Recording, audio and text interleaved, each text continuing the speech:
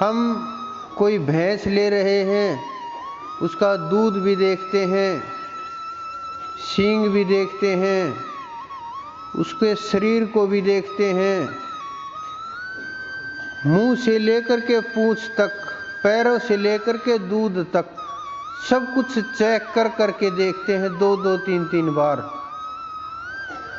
कोई गाड़ी लेते हैं, 1 साल तक रिसर्च करते रहते हैं, कौन सी आने वाली गाड़ी है, कौन सी अच्छी मार्केट है, किसकी मार्केट वैल्यू सेल करेंगे तब ज़्यादा मिलेगी, एवरेज कौन सी अच्छी देती है। रिश्ता करते हैं, शादी विवाह करते हैं, हर चीज की बारीकी से जांच करते हैं।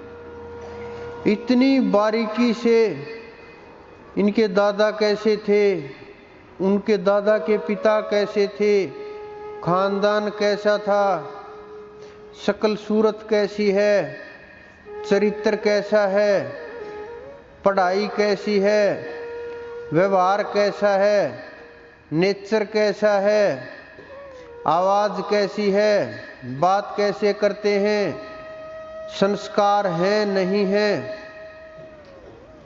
और भी बहुत चीजें। मुझे थोड़ा कम अनुभव है इनका, आपको ज्यादा होगा, तो आप समझ सकते हैं मैं क्या कहना चाहता हूं।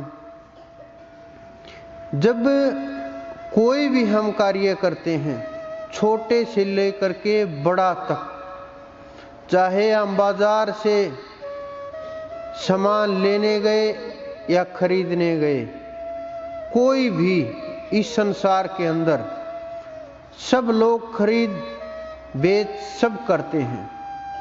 कितना, चाहे आप कोई फ्रूट ही ले रहे हो कि 2 रुपए कम कर दो, 10 कम ज्यादा कर दो, कितना बहस करते हो आप, कुछ पैसे के लिए, कुछ समय के लिए। आपको पता होता है कि ये भैंस 1 वर्ष ही रखनी है, 2 महीने रखनी है, बीच में दे देंगे। आपको पता है ये फ्रूट सिर्फ 4 दिन ही चलेगा, इससे ज़्यादा नहीं चलेगा। आपको पता है आप वस्त्र लेने के लिए गए हैं, ये बस 1 वर्ष ही चलेंगे, इससे ज़्यादा नहीं चलेंगे। फिर भी आप कितना बहस करते हो छोटी छोटी वस्तुओं के लिए, लेकिन गुरु आप बिना सोचे समझे मना लेते हो। ना कुछ जांच परख होती है, ना सोचना समझना होता है, ना कोई सवाल होता है, अपना कोई गुरु बनाने का उद्देश्य भी नहीं होता है कि पड़ोस के लोगों ने गुरु बनाया है, हमारे साथ आ रहे हैं, उन्होंने इनको गुरु बना रखा है, हम भी गुरु बना लेते हैं। इस प्रकार से एक दूसरे को देख के हम गुरु बना लेते हैं। ना गुरु को कुछ पता होता है, ना शिष्यों को कुछ पता होता है, क्योंकि उन्हें तो पता ही नहीं कि गुरु बनाया क्यों जाता है, किस लिए बनाया जाता है। कुछ लोग जो झाड़ा झपटा लगाते हैं उनको गुरु बना लेते हैं, कुछ लोग भूत वगैरह निकालते हैं उनको गुरु बना लेते हैं, कुछ लोग जिनके अंदर देवी देवताओं की शक्ति आती है उनको ये मान के कि इसमें तो हनुमान जी आ गए, अब तो ये मेरे गुरु हो गए, उनको गुरु बना लेते हैं। कुछ लोग शरीर को स्वस्थ करने वाले लोगों को गुरु बना लेते हैं, कुछ लोग काम सिखाने वालों को गुरु बना लेते हैं, कुछ लोग विद्वानों को गुरु बना लेते हैं, कुछ लोग शास्त्रों और पुस्तकों को जानने वालों को गुरु बना लेते हैं, कुछ लोग आयु देख करके, उनकी बुद्धि देख करके, उनका चरित्र देख करके प्रभावित हो करके गुरु बना लेते हैं।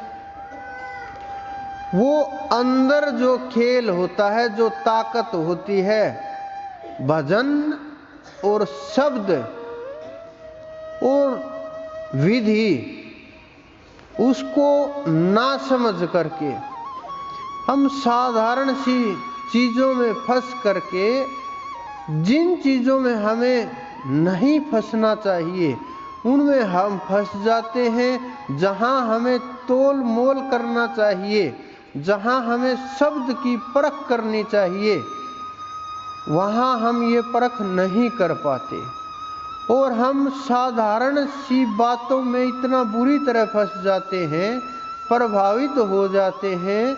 आजकल तो क्या चल रहा है, आजकल तो गुरु भी ख्याति देख करके बनाए जाते हैं। किसका दूर तक नाम चल रहा, कुछ तो अलग होगा, वरना इतनी भीड़ नहीं होती। तो चलो गुरु बना लेते हैं। कुछ आजकल वस्त्र देख करके गुरु बना लेते हैं कि ये तो बड़ा अच्छा वस्त्र पहनता है और 5-10 सिक्योरिटी वाले साथ हैं इधर उधर और बड़ा प्रभाव है समाज में, गुरु बना लेते हैं। ये गुरु बनाना नहीं चाहिए।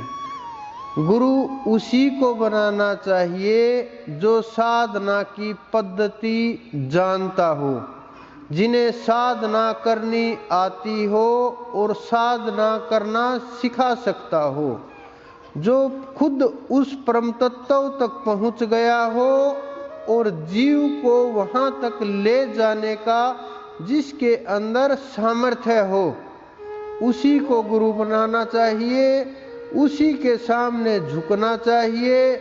नहीं तो इस ब्रह्मांड के अंदर जितने भी लोग हैं, जहां जहां फंसे हुए हैं, जहां भीड़ मची हुई है, 99.99% तक लोगों को साधना का पता ही नहीं होता कि साधना किस बीमारी का नाम है, क्या तत्व है, कैसे की जाती है, कैसे कराई जाती है।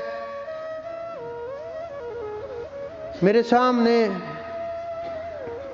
कुछ लोगों ने मुझे बताया कि साधना के शिविर जो लगाते हैं, जो ध्यान करवाते हैं, उनसे हम मिले। उन्होंने बताया कि वो बस ऐसे बैठा देते हैं और बोलते हैं, उनके बड़े बड़े नाम हैं, श्री श्री से लेकर के और बहुत, कि बैठा देते हैं और बोलते हैं मस्तिष्क में, यहाँ त्रिनेत्र में, माथे के ऊपर सफेद प्रकाश का अनुभव करो, आपको अनुभव होगा। इस प्रकार से बोलते रहते हैं और जिसको थोड़ा सा भी अगर एहसास हो जाए, हाँ सफेद सफेद लग रहा है, बोलते हैं यही परमात्मा है। क्या वो आप लोगों को उस ब्रह्म तक लेकर के जा सकते हैं? आसपास भी नहीं जाएंगे, क्योंकि ये साधना नहीं है। कुछ लोग ये सोचते हैं कि बस साधना, सामने तस्वीरें हैं, मूर्तियां हैं, गुरु हैं या भगवान हैं, उनका साधना करें और मुक्त हो जाएं। इतना आसान नहीं होगा ये, क्योंकि ये सब साधनाएं बाहर की साधनाएं हैं। उन्होंने कहा है घट में राम है, घट में ही सुमरण करना है, लेकिन हम लोग घट के अंदर सुमरण ना करके बाहर सुमरण करते हैं। आप लोगों के शिव भी बाहर हैं, कृष्ण भी बाहर हैं, विष्णु जी भी बाहर हैं, राम भी बाहर हैं, गुरु भी बाहर हैं। जितना भी आप ध्यान करते हो, मुख्यतः तो लोग ध्यान की तरफ जाते ही नहीं, बाहर ही इधर उधर घूमते रहते हैं, छोटी छोटी वस्तुओं में फंसे रहते हैं।